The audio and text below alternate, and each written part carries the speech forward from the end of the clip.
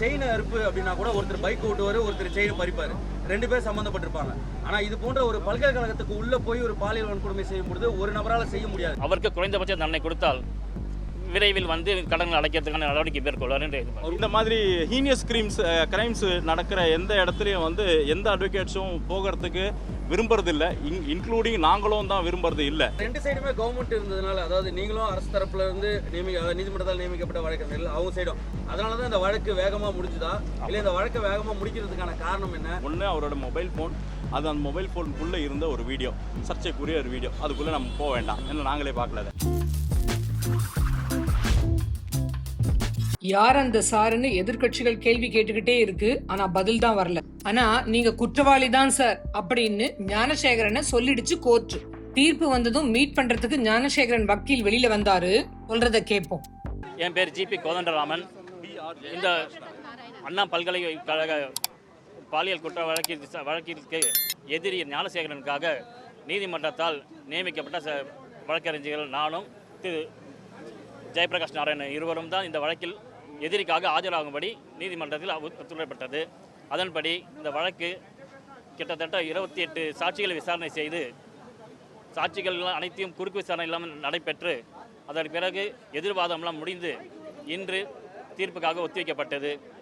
இந்த தீர்ப்பில் எதிரி ஞானசேகரன் மீது சுமத்தப்பட்ட 11 குற்றச்சாட்டுகளுக்கு நிரூபணம் செய்யப்பட்டதாக கூறி அவரை குற்றவாளி என நீதிமன்றம் முடிவு செய்துள்ளது. தண்டனை என்னன்னு வர திங்கட்கிழமை தான் சொல்லுவாங்களாம். இந்த தண்டனை விவரம் தெரிந்த பிறகுதான் அடுத்த கட்டம் என்ன செய்ய முடியும், அப்பீல் போகிறதுக்கான நடவடிக்கைகள் மேற்கொள்ளப்படும்.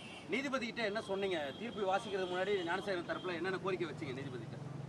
குற்றவாளி என முடிவு செய்யப்பட்ட பிறகு அவருக்கு குறைந்தபட்ச தண்டனை வழங்க வேண்டும் அப்படின்றோம். அவருடைய ஹெல்த் கிரவுண்டிலையும் அவருடைய தாயாரை இவர் தான் பராமரிக்க இருப்பதால் அவருடைய மருத்துவ இதுவும் படி இவருக்கு குறைந்தபட்ச தண்டனை வழங்குமாறு நாங்கள் கோரிக்கை வைத்துள்ளோம். தாயார பாத்துக்கணும்னு அவ்வளவு அக்கறையா வாதாடி இருக்கீங்களே, தங்கச்சி மாதிரி இருக்க பொண்ணு இப்படி பண்ணது நியாயமா? இத பத்தி யாரும் வக்கீல் கிட்ட கேட்கல.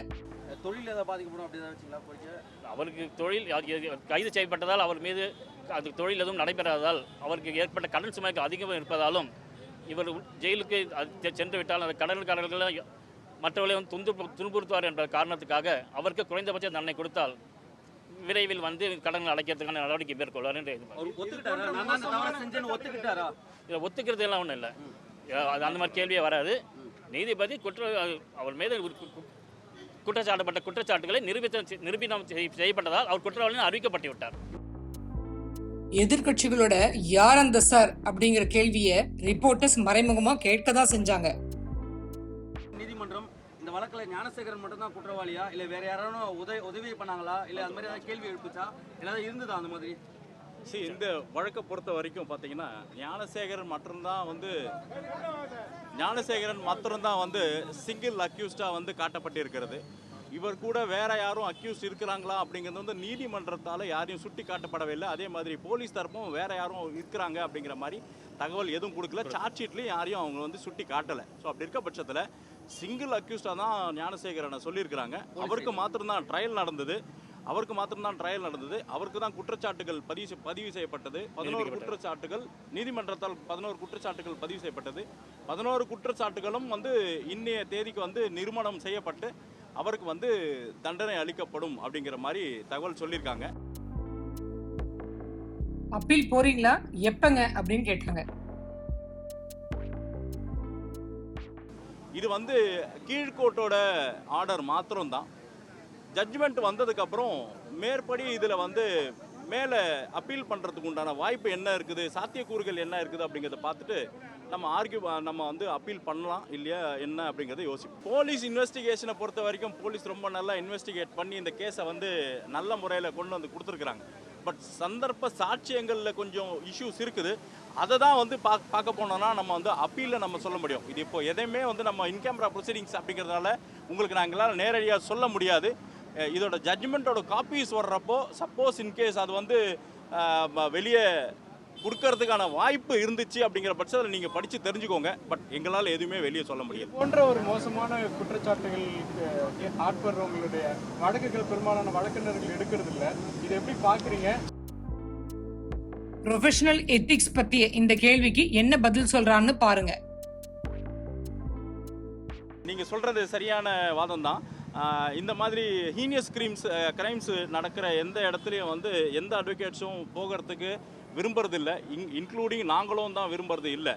ஆனாலும் கூட எங்களுக்கு கொடுக்கப்பட்ட அரசு பணி இது.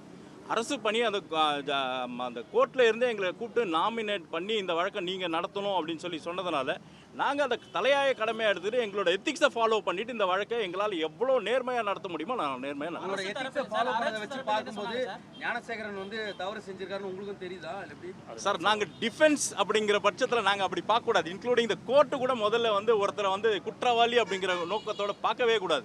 எல்லாருமே அன்லஸ் அவருக்கு ஜட்ஜ்மெண்ட் கொடுக்குற மட்டுமே அவரை வந்து நிரபராதி அப்படிங்கிறது தான் வந்து கோர்ட்டும் பார்க்கணும். அதே சமயம் நாங்களும் அப்படி தான் நினைக்கிறோம். கேட்டாரே ஒரு கேள்வி, அந்த டைப்புங்க இது. ஒரு செயின் அறுப்பு அப்படின்னா கூட ஒருத்தர் பைக் ஓட்டுவார், ஒருத்தர் செயின் பறிப்பார், 2 பேர் சம்பந்தப்பட்டிருப்பாங்க.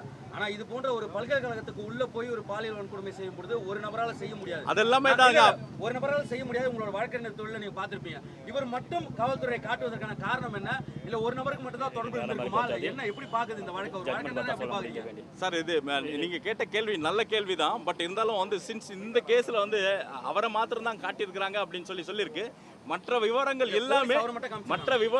எல்லாமே சப்ஜூடிஸா இருக்கு. அண்ட் இன்னொரு கேஸ் இதுல வந்து இன்னொரு எஃப்ஐஆர் பெண்டிங் இருக்கிறதுனால அதை பத்தி நான் பேச முடியாது.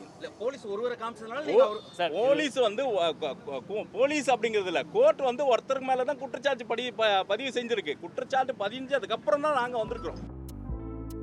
Technically right, actually wrong. அந்த மூமெண்ட் இது. அரசு தரப்புல இருந்து இந்த வழக்கை வந்து பயங்கரமா எதிர்த்தாங்க.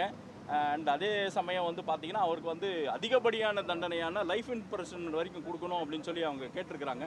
பட் கோர்ட் என்ன, நாங்கள் அதுக்கு வந்து ஆர்டிகல் 21 படி அவருக்கு வந்து ரைட் டு லைஃப் இருக்குது, ஃப்ரீடம் இருக்குது, அவரோட ஃபேமிலியை பார்க்கறதுக்கு அப்புறம் அந்த ஃபேமிலியை கன்சிடர் பண்ணுறதுக்கான வாய்ப்பு இல்லாமல் இருக்குது அப்படின்னு சொல்லிட்டு நம்ம கோர்ட்டுக்கு தெரிவிச்சிருக்கோம். எதிர்வாதம் பண்ணியிருக்கோம். பார்ப்போம் அவங்க கோர்ட்டில் கடைசியாக ஜட்மெண்ட் என்ன கொடுக்குறாங்க அப்படிங்கிறது சப்ஜெக்ட் டு கோர்ட். 2 சைடுமே கவர்மெண்ட் இருந்ததுனால, அதாவது நீங்களும் அரசு தரப்புல இருந்து நீதிமன்றத்தால் நியமிக்கப்பட்ட வழக்கறிஞர்கள் அவங்க சைடும், அதனால தான் இந்த வழக்கு வேகமாக முடிஞ்சுதா இல்லை இந்த வழக்கை வேகமாக முடிக்கிறதுக்கான காரணம் என்ன? அதாவது உங்களோட வாதமே தப்பு. அதாவது கவர்மெண்டால் நியமிக்கப்பட்ட அப்படின்னா நாங்களும் பிரைவேட் அட்வொகேட்ஸ் தான். ஸோ அப்படி இருக்க பட்சத்தில் நாங்கள் வந்து எங்களோட கடமையை தான் செய்கிறோமே தவிர்த்து நாங்கள் வந்து அரசு சார்ந்தோ இல்லை அந்த அரசுக்காக இந்த வழக்கை நாங்கள் எடுக்கவே இல்லை. இந்த வழக்கில் எங்களோட பார்ட் என்ன அப்படிங்கிறது ஜட்ஜ்மெண்ட்டில் தெரிய வரும். ஜட்ஜ்மெண்ட்ல ஃபைனல் ஜட்ஜ்மெண்ட்ல எங்களோட பார்ட் என்ன அப்படிங்கிறது நல்லாவே தெரியும். நீங்க சொன்ன மாதிரி இது வந்து பிஎன்எஸ் குற்றச்சாட்டு. பிஎன்எஸ் பொறுத்தவரையில் பெண்களுக்கு எதிரான குற்றச்சாட்டு விரைவாக முடிக்க சொல்லி தான் சொல்லியிருக்கேன். அதன்படி தான் ஆஸ்பர் சட்டப்படி தான் நடந்திருக்கு.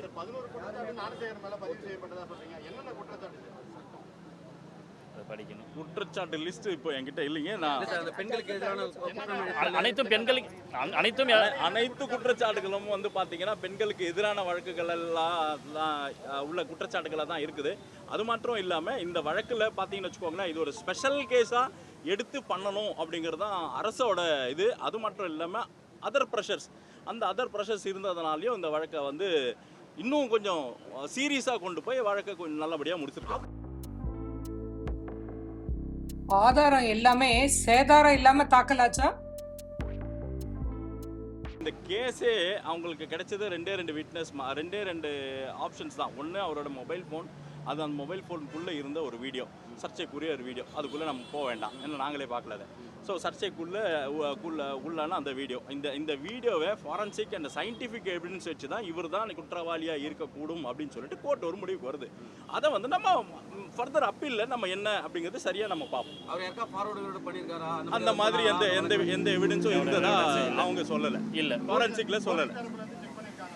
போலீஸ் தரப்புலையும் செக் பண்ணியிருக்காங்க, அவங்களும் எந்த வித யாருக்கும் ஃபார்வர்ட் பண்ண மாதிரி எதுவும் சொல்லல. போலீஸ் சைடில் ஒருத்தர் தான் குற்றவாளின்னு ஆரம்பத்துல தான் பண்ணாங்களா சார் இது, இல்லை வேற யாராவது இருக்காங்களா? குற்றச்சாட்டு படிஞ்சதுக்கு அப்புறம் தான் நாங்கள் வந்தோம். அதுக்கு முன்னாடி என்ன நடந்தது அப்படிங்கிறது விவரம் தெளிவாக உங்ககிட்ட சொல்லிட்டேன். எஃப்ஐஆர்லேயும் ஞானசேகரன் பேரில் மாத்திரம் தான் எஃப்ஐஆர் பதியப்பட்டிருக்குது.